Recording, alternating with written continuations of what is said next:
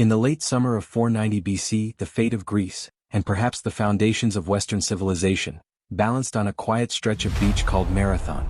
There, one of the most powerful armies the ancient world had ever seen, the mighty Persians of King Darius the Great, prepared to punish Athens for its defiance. The mission was simple: crush the city, drag it back into submission, and make an example of it for all of Greece.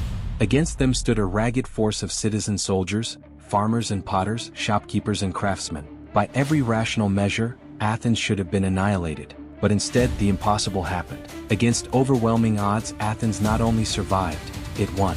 To understand how Athens pulled off this miraculous victory, we need to look back almost a decade earlier, across the Aegean Sea, in a land called Ionia. These coastal Greek cities, though fiercely independent in spirit, had been ruled by Persia for decades. The Persians, known for their vast empire stretching from Egypt to India, often governed through local tyrants. They collected taxes and tribute, but allowed cities some autonomy. To the Greeks, however, even this arrangement felt like chains. In 499 BC, a man named Aristagoras of Miletus lit the spark of rebellion.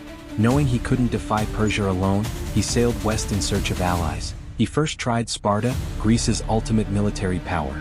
But when he explained that it would take a 3-month march just to reach Persia's capital, the Spartans flatly refused. Too far, too risky. Dejected but not defeated, Aristagoras turned to Athens. Athens, at that very moment, had recently embraced a radical experiment: democracy. They had overthrown their own tyrant and were still drunk on the exhilarating taste of freedom. Aristagoras appealed not to their greed but to their ideals, reminding them that Miletus was once an Athenian colony. The Athenians, inspired by the idea of liberating their Greek kin from Persian domination, agreed to help. Along with Eretria, another small Greek city, they sent ships across the sea. The mission seemed daring at first. The Greek forces managed to capture Sardis, a major Persian regional capital. But in the chaos, much of the city was burned, including a sacred temple. For the Greeks, it was a symbolic triumph. For Persia, it was unforgivable. Persian troops counterattacked, crushing the rebels and sending the Athenians fleeing back to their ships. By 494 BC, the Ionian revolt was over. Miletus lay in ruins and Persia had reasserted control. But for King Darius, the matter wasn't finished. To him, the Athenians' involvement in the burning of Sardis was a personal insult.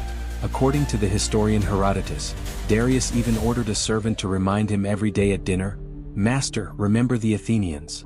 Revenge was no longer optional, it was destiny. And so, in 490 BC, Darius launched his invasion of mainland Greece. A massive fleet of 600 ships carried an army of around 25,000 infantry and 1,000 cavalry under the command of his trusted general Datis and his own nephew Artaphernes. Their first target was Eretria, the city that had aided Athens in Sardis.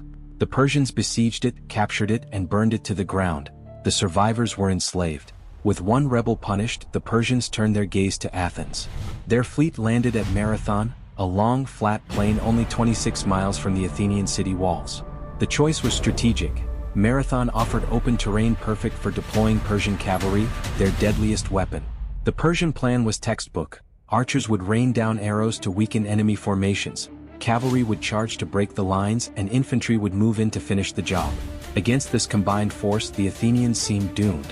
Athens responded by mustering every citizen who could fight. To be a hoplite, a heavy infantry soldier, you had to buy your own armor. A bronze breastplate, shin guards, a plumed helmet, and most importantly, the great round shield known as the aspes. With their 9-foot-long spears, hoplites fought in a tight formation called the phalanx. Shoulder to shoulder, shield against shield, they created a human wall bristling with iron. In battle, the phalanx was an unstoppable battering ram, but it had weaknesses.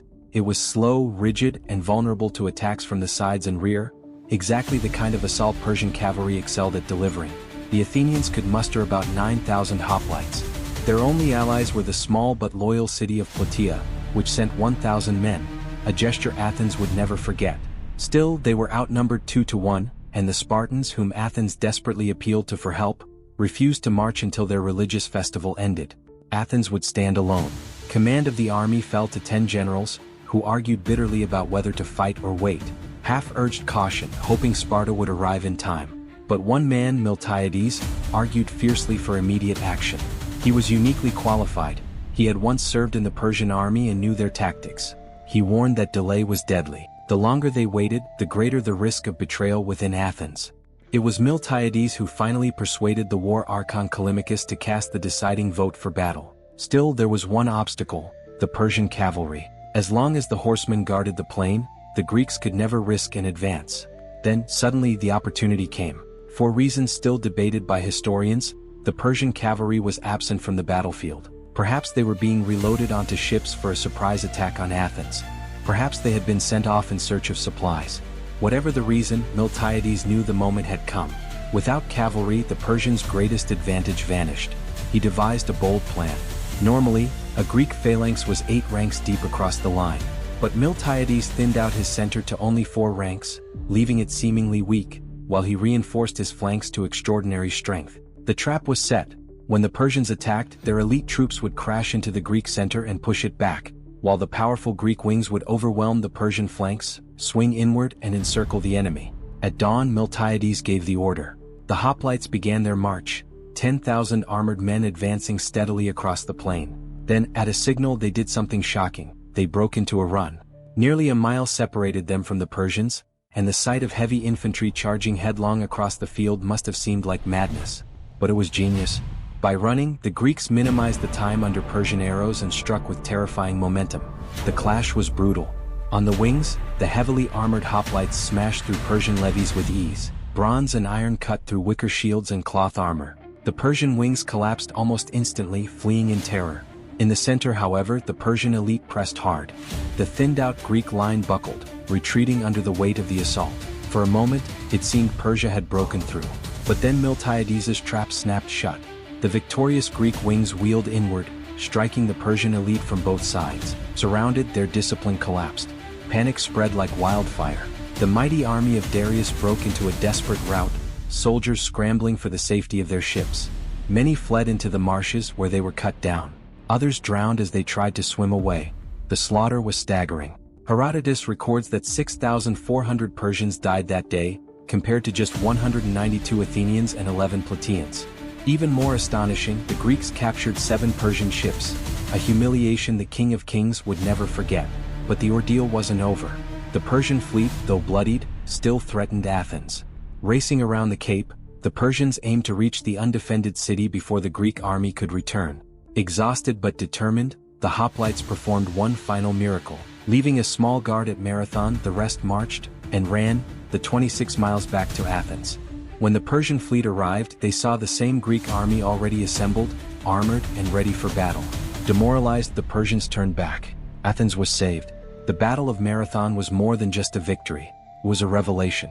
It proved that Persia was not invincible, that free citizens defending their homes could triumph over the most powerful empire on earth. For Athens, it was the spark of confidence that ignited a golden age of art, philosophy, and democracy, ideas that still shape our world today.